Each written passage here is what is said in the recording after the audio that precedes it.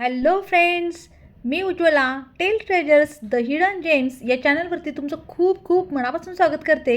You P S सीवाला love collector साहेबा हे पुस्तक आपण वाचत आहोत. तर या पुस्तकाचा तिसरा भाग आज आपण वाचणार आहोत. या पुस्तकामधून तुम्हाला खूप महत्त्वाची माहिती मिळणार आहेच, शिवाय जे यू पी एस सी अभ्यास करत आहेत त्यांच्यासाठी तर खूप छान वरदान आहे.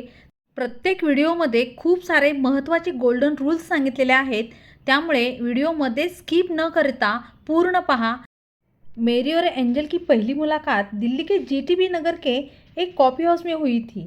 कॉफ़ी हाउस में 3-4 टेबल को छोड़कर अधिकतर फुल थी.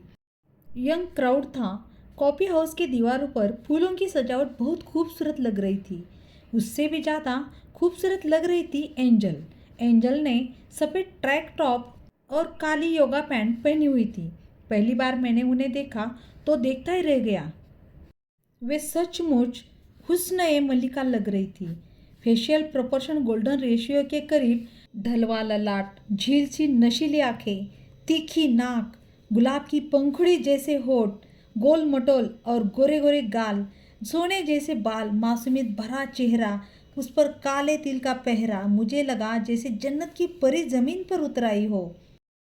किसी को एक नज़र देख लेने भर से ही कितना सुकून मिलता है, इसका एहसास आज मुझे पहली बार हुआ.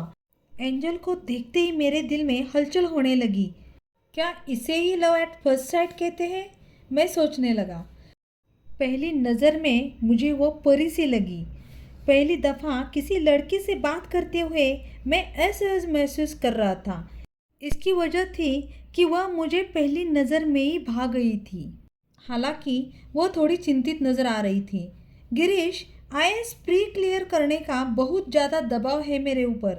मेरे मामा जी का कॉल आया था और वह कह रहे थे इस बार तो प्री क्लियर कर लोगी ना, या फिर से नाक कटवाओगी. तो फिर आपने क्या कहा? मैंने बस यही कहा कि मामा जी, तैयारी तो बहुत अच्छी चल रही है, हो जाना चाहिए. फिर उन्होंने एक गंभीर यूपीएससी अभ्यर्थी होने का परिचय देते हुए पूछा, अच्छा यह बताओ, अनुच्छेद 21 में कौन कौन से मौलिक अधिकार आते हैं? मुझे टेस्ट मत करो, जितना तुमको आता नहीं उतना मैं पढ़कर भूल चुका हूँ. अच्छा, याद होता तो अब तक आईएएस सिलेक्ट हो गए होते, एंजल ने व्यंग करते हुए कहा. स्टेट सर्विस आरएस का सोचा है कुछ, मैंने पूछा. मुझे एक लक्ष्य दिखाई देता है और वह लक्ष्य है आईएएस स्टेट पीसीएस, न कोई अदर एग्ज़ाम. होठों को दांतों के बीच दबाते हुए उसने दृढ़ता से कहा. सही कह रहे हो. जब यूपीएससी क्लियर कर सकते हो तो दूसरी नौकरी में क्यों सेटल होना. जब अमेजिंग हो सकते हो तो नॉर्मल क्यों रहना. मैंने भी उनके एकमात्र लक्ष्य का पक्ष लेते हुए कहा. बिजनेस करना है तो बड़ा करना है, वरना नहीं करना. सही कह रहे हो गिरी. अब मैं आईएएस के अलावा कोई और फॉर्म नहीं फिल करूंगी. बनना है तो आईएएस ही बनना है. उन्होंने समोसे के अंतिम टुकड़े को उदरस्त करते हुए यह बात कही. बात तो सही कह रही हो. जीवन में कोई बड़ा लक्ष्य पाने के लिए काफ़ी सोच विचार कर एक बेहतर रणनीति रोड मैप बनाना पड़ता है. लेकिन जब आपने लक्ष्य को पाने का बड़ा वाला इरादा कर लिया है तो आपको अपने माइंडसेट को विकल्पों के वहावों में भटकने नहीं देना चाहिए, तथा अपने मन को दुविधाओं के जाल में नहीं फंसने देना चाहिए. अब तो विकल्पों वाला माइंडसेट नहीं, दृढ़ संकल्प वाला माइंडसेट बनाना चाहिए. अब हारी हुई मानसिकता से नहीं, हर हाल में जीतने वाली मानसिकता के साथ मैदान में डट जाओ. अब कल्पनाओं में हवाई सफ़र नहीं, धरातल पर रहकर कर्मशील बनो. एवरेस्ट जितने ऊंचे लक्ष्य को पाना है तो हिमालय की तलहटी पर बैठकर विश्राम करने का कोई फायदा नहीं.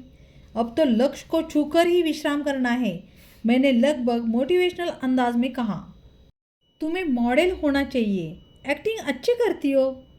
नहीं, मेरे बचपन का सपना ही आईएएस ऑफिसर बनना है और मैं उसी सपने पर काम कर रही हूँ. हालांकि सिविल सेवा को करियर बनाने का सपना देखना एक बहुत ही रिस्क वाला निर्णय है, जहाँ सफलता की संभावना बहुत ही कम होती है.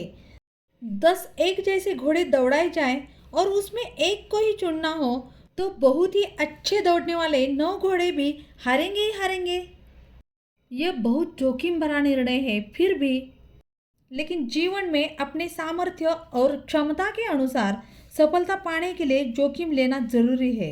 मैंने कहा, सही कहा। अपनी जिंदगी में जिस भी व्यक्ति ने कुछ अद्भुत और अनुपम किया है, कुछ ऐसा जो वाकई काबिले तारीफ और शानदार हो, उन्होंने जोखिम लेने से कभी मुंह नहीं मोड़ा। हाँ, जो युवा जोखिम लेने को हमेशा तैयार रहते हैं और जिनका आत्मविश्वास अडिग रहता है, वे अभूतपूर्व कामयाबी हासिल करते हैं। जोखिम लेने का अर्थ खुद को नकारात्मकता की ओर ले जाना कतई नहीं, बल्कि नए अवसरों की तलाश करना होता है। मैंने कहा, अक्सर लोग जीवन में सफल हो जाने वाले अवसरों को इसलिए छोड़ देते हैं क्योंकि वे कंफर्ट जोन में यानी सुरक्षित रहना चाहते हैं। लेकिन एक बार अवसर जाने के बाद वे उस पर अवश्य अफसोस जाहिर करते हैं। यदि आपके साथ ऐसा है तो आपको जोखिम लेने की ज़रूरत है, क्योंकि अवसर बार बार नहीं आते। जीवन में हर बार नुकसान के बारे में सोचकर जोखिम लेना नहीं छोड़ना चाहिए। सबसे बड़ा जोखिम कोई जोखिम नहीं लेना है। तेजी से बदल रही दुनिया में विफल होने की एकमात्र गारंटी देने वाली रणनीति जोखिम नहीं उठाना है। असल में जोखिम लाभ का वह सिक्का है जो जीतने पर प्रसन्नता और हारने पर सीख देता है। कभी कभी कम उम्र में जोखिम उठाने की वजह से हो सकता है कि कई बार आपको परिवार एवं समाज दोनों से अपेक्षित सहयोग न मिले। लेकिन इससे निराश होने और घबराने की बजाय अपने भरोसे पर कायम रहे। नाकामयाब हो जाने का भय हर किसी को सताता है ना? लेकिन इसे खुद पर हावी होने देने से बचना चाहिए। यह बात ध्यान रखें कि जोखिम उठाने का जज्बा वीर का साहस है, कायर का नहीं। जीवन में जोखिम लेने वाली कई सारे लोग असफल भी होते हैं, लेकिन वे अपने अनुभव से सीखते भी बहुत हैं। जोखिम लेने वाला एक आशावादी इंसान असफलता को सदैव सीखने के अवसर के रूप में देखता है। दुनिया के सफलतम लोग औसत लोगों से कई ज़्यादा बार असफल होते हैं। यही नहीं, विश्व की सर्वश्रेष्ठ कंपनियां औसत कंपनियों की तुलना में कई ज़्यादा बार असफल रही होती है। अगर आप बड़े मुकाम हासिल करना चाहते हैं तो जोखिम को जीवन में हिस्सेदारी देने में देरी ना करें। बिना जोखिम उठाए कोई महान उपलब्धि हासिल नहीं हो सकती है। मेरा तो पहला कृषि नहीं, पहला प्यार है यूपीएससी। तो मेरा तो यूपीएससी होगा ना। मैं तो गिरीश जी यूपीएससी में सिलेक्शन लेने के लिए सारे तिकड़म लगाऊंगी, साम दाम दंड भेद। उन्होंने बहुत ही हल्की और बेदम आवाज़ में कहा। आप भी किसी से कम नहीं हो, मैंने चुटकी लेते हुए कहा। हम किसी से भी कम नहीं। आज लड़कियां बाहों में बाहें डालकर और कदम से कदम मिलाकर लड़कों के साथ चल रही है। उन्होंने महिला सशक्तिकरण की आवाज़ को बुलंद करते हुए कहा। बाहों में बाहें डालकर नहीं, कंधों से कंधे मिलाकर चला करती है, यह होता है। बाहों में बाहें डालने का अर्थ कुछ और ही होता है। इस बात पर हम दोनों खिलखिलाकर हंस पड़े। ध्यान रखियो, यूपीएससी में चेक और जैक नहीं चलता। साम दाम दंड भेद का बात कर रही हो, मैंने व्यंग करते हुए कहा। कहा जाता है कि इंसान को जो पाना होता है उसे वह पा ही लेता है।